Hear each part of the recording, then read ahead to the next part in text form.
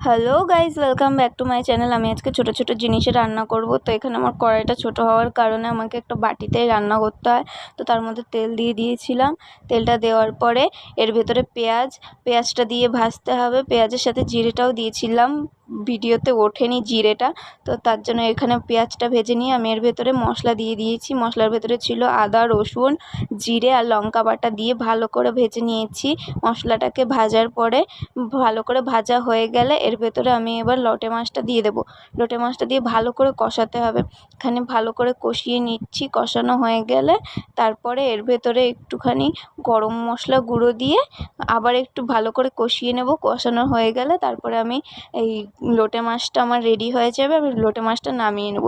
এরপরে আমি ভাত রান্না করার জন্য চালটাকে ধুয়ে নেব।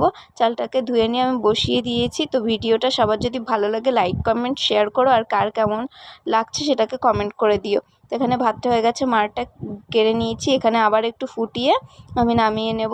তো টাটা, বাই বাই।